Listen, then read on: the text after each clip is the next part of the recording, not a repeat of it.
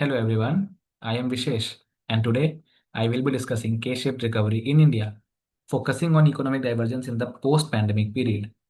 While India's headline growth numbers suggest a strong recovery, a deeper analysis shows that this growth is not evenly distributed. So the key question we will explore today is India truly growing or is that growth becoming increasingly uneven? As highlighted on this slide, economic recoveries are generally expected to be uniform. When growth returns, it should ideally benefit all sections of society. However, India's post pandemic recovery tells a different story. Economists describe it as a K shaped recovery, where different segments of the economy recover at sharply different rates. On one side of the K, we have high income groups, large corporations, organized sectors that have not only recovered but expanded as well. And on the other side, we have small businesses, informal workers, lower income households that are still dealing with income loss, job insecurity, and reduced consumption. So essentially, instead of a single recovery path, the economy is splitting into two diverging trajectories.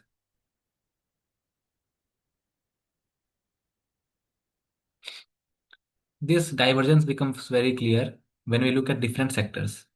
As shown on this slide, first, corporate performance. Large listed companies have reported strong profit growth driven by efficiency, pricing power, and better access to capital. In contrast, MSMEs continue to struggle with rising costs and limited financing. This has led to increasing market concentration. Second is consumption patterns. Premium consumptions like luxury goods and high end real estate is growing strongly, but demand for mass market goods, especially in rural areas, remains weak. This shows that higher income households have recovered faster than lower income groups. And third, the labor market. While former sectors like IT and finance are seeing job growth and rising wages, a large part of the workforce is still stuck in informal or low productivity employment. Wage growth for lower income groups remains stagnant.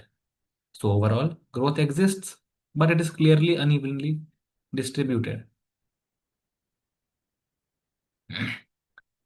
Another critical factor driving this divergence is unequal access to financial resources, as mentioned on the slide. Larger firms and urban consumers have better access to credit, digital infrastructure, and formal financial systems.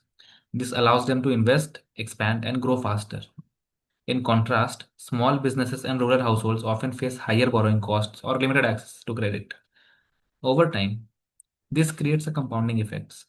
Those with access to capital continue to grow while others remain constrained.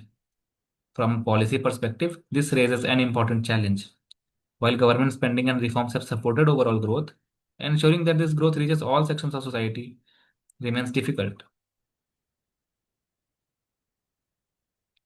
Now, this brings us to the most important question, as highlighted on the slide. Is this divergence temporary or is it becoming structural? If left unaddressed, a prolonged K-shaped recovery can have serious consequences. Weak consumption among lower income groups can reduce overall demand, affecting long-term growth. And rising inequality can also create economic and social imbalances.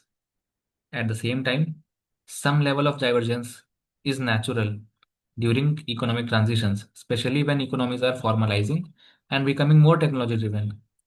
So, the key issue is not whether divergence exists, but whether it persists for too long without corrective policies. To conclude, India's recovery is not just a story of growth, it is a story of divergence. High GDP growth alone does not necessarily indicate a healthy economy. The quality and distribution of growth matter just as much as the numbers themselves.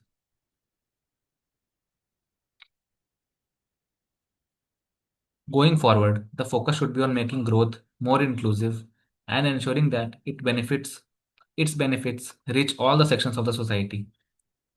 Thank you.